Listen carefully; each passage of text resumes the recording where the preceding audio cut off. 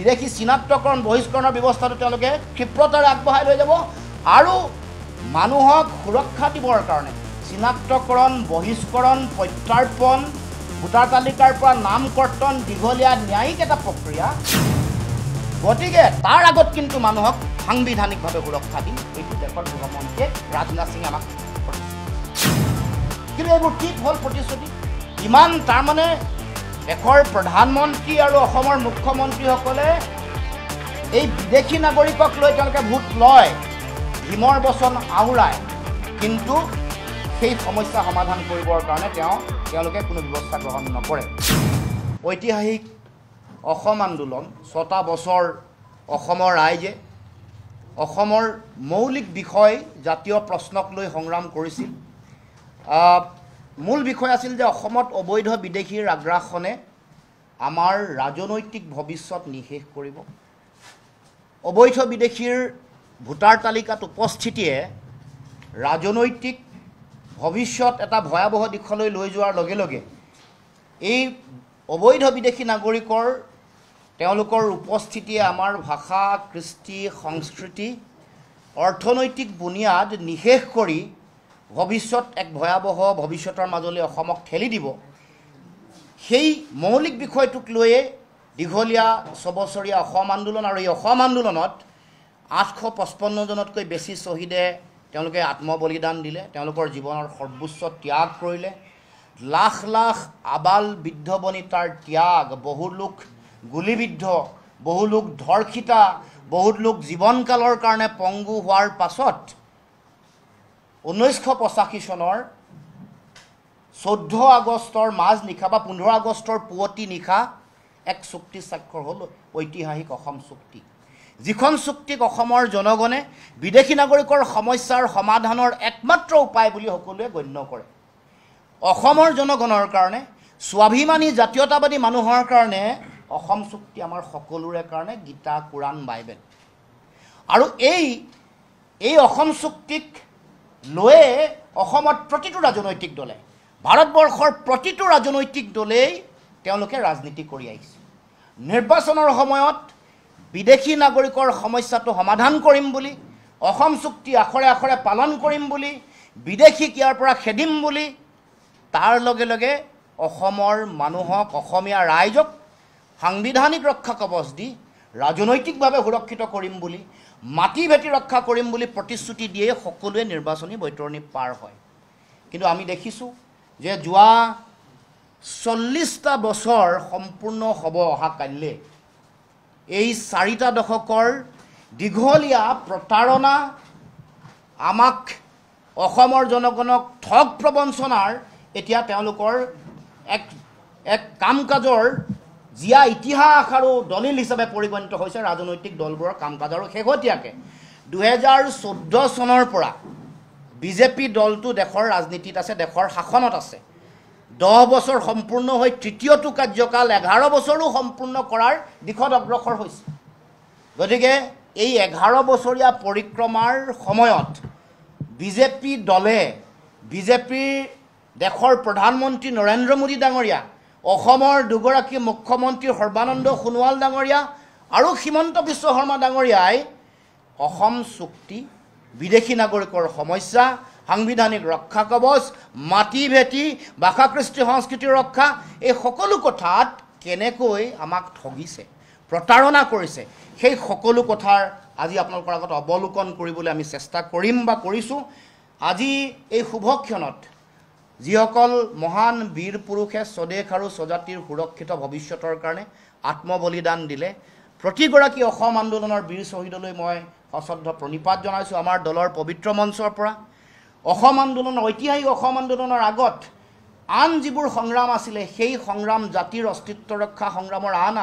মাধ্যম আন্দোলন ভাষা আন্দোলন খাদ্য আন্দোলন সকলো সংগ্ৰামৰ প্ৰতিগৰাকী শ্বহীদক আমি আজি শ্ৰদ্ধা নিবেদন কৰিছোঁ কা বিৰোধী গণ আন্দোলনৰ 5 গৰাকী শ্বহীদৰ প্ৰতিও আমি শ্ৰদ্ধা নিবেদন কৰি আমি ক'ব খুজিছোঁ যে বিজেপি দলে এই অসম চুক্তিক লৈ তেওঁলোকে যি বিশ্বাসঘাতকতা প্ৰতাৰণা কৰিলে অসম চুক্তিৰ মূল আত্মা 5 নম্বৰ দফাক যেনেকৈ হত্যা কৰি দিয়া হ'ল 5 নম্বৰ দফা হত্যা কৰি 855 জন শ্বহীদৰ আত্মাক দ্বিতীয়বাৰৰ কাৰণে বিজেপিয়ে যি হত্যা কৰিলে তাৰ কাৰণে অহা 26ৰ নিৰ্বাচনত অসমৰ ৰাইজে বিজেপিক উৎখাত কৰিবৰ কাৰণে সিদ্ধান্ত গ্ৰহণ কৰিব লাগে।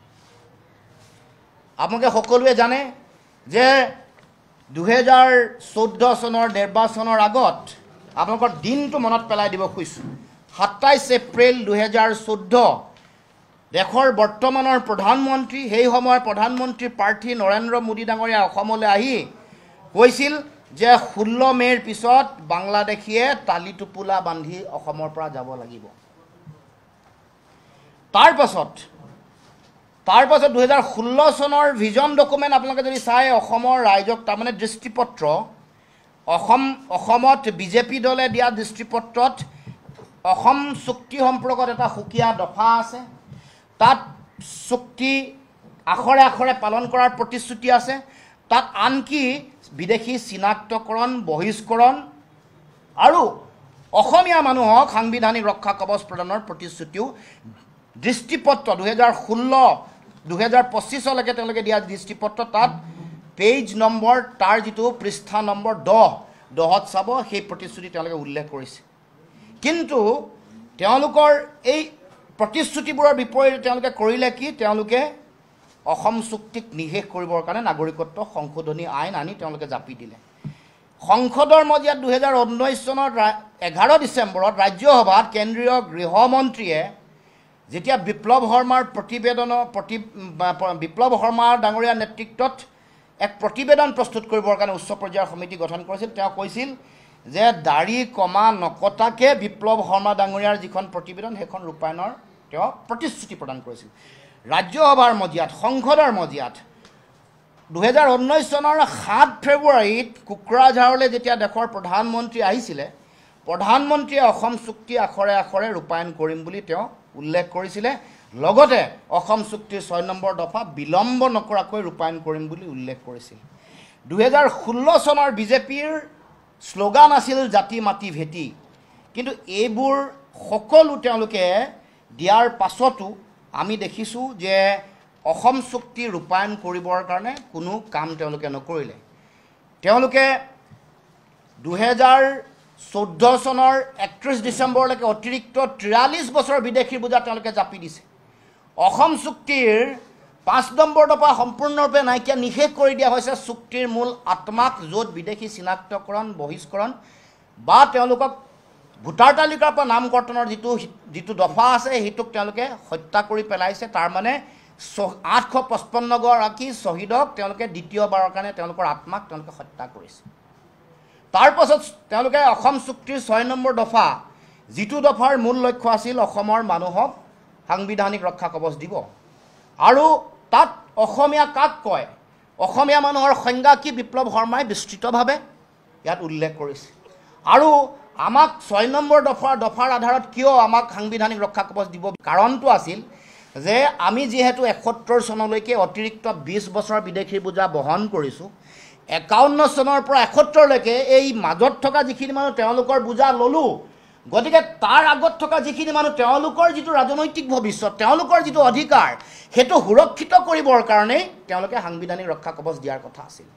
আৰু সেইকাৰণে 51 চনলৈকে থকা যিসকল মানুহ তেওঁলোকে পাব লগা সাংবিধানিক যিটো সুৰক্ষা, তেওঁলোকৰ যিটো ন্যায়িক সুৰক্ষা, ৰাজনৈতিক সুৰক্ষা, সেই সুৰক্ষা প্ৰদান কৰিবৰ কাৰণে আমি দেশৰ হৈ এখিনি মানুহৰ বোজা লৈছোঁ।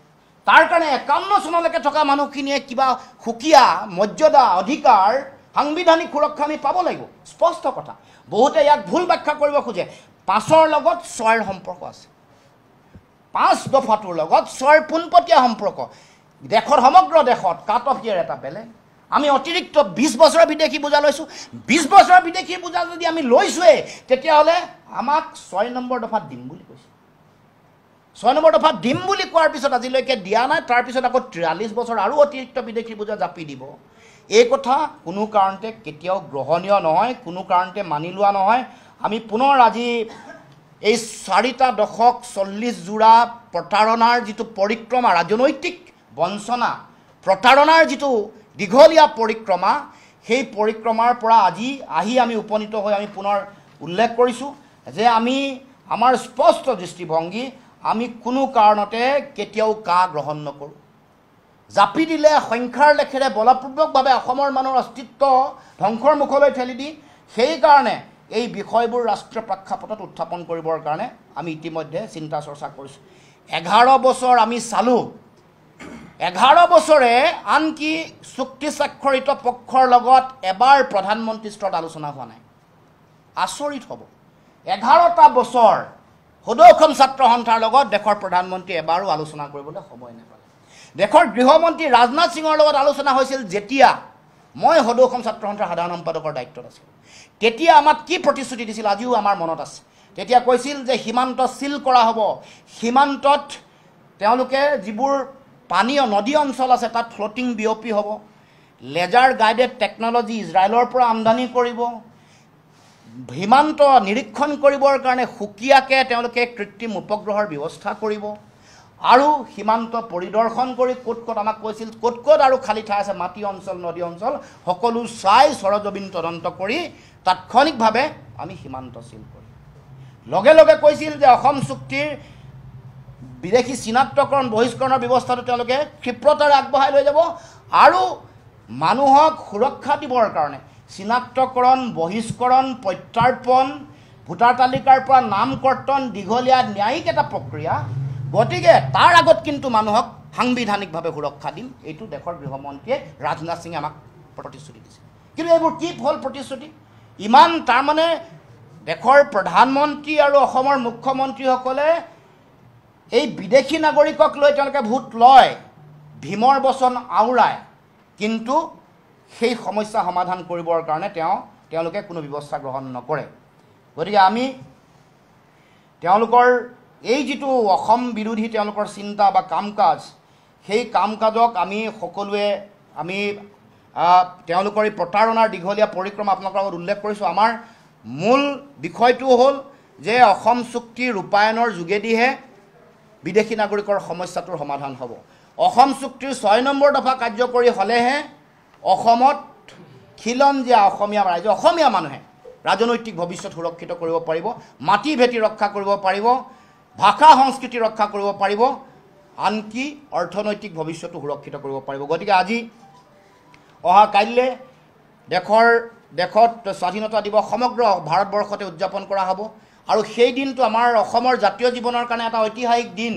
সেই দিনটোতে ঐতিহাসিক অসম চুক্তি স্বাক্ষৰ কৰা হৈছিল। গতিকে আজি এই দিনটোত আমাৰ স্পষ্ট দৃষ্টিভংগী, বিজেপি চৰকাৰে অসমৰ জনগণক যোৱা 11 বছৰ ধৰি অসমত 9.5 বছৰ হ'ব বিজেপি চৰকাৰ, তেওঁলোকে কেৱল মাত্ৰ অসম চুক্তিক লৈ ৰাজনীতিহে কৰিলে। অসম চুক্তিক আখৰে আখৰে পালন কৰিম বুলি, বিদেশী টালি টোপোলা বান্ধি যাব লাগিব বুলি, অসম চুক্তিৰ 6 নম্বৰ দফা দাড়ি কমাসহ উন্নীতকৰণ কৰিম বুলি কিন্তু কোনো কাম নকৰিলে। গতিকে এতিয়া অসমৰ জনগণে বিজেপিয়ে অসমক কৰা বিশ্বাসঘাতকতা প্ৰতাৰণাৰ উত্তৰ ৰাজনৈতিকভাৱে সামাজিকভাৱে দিব লাগে।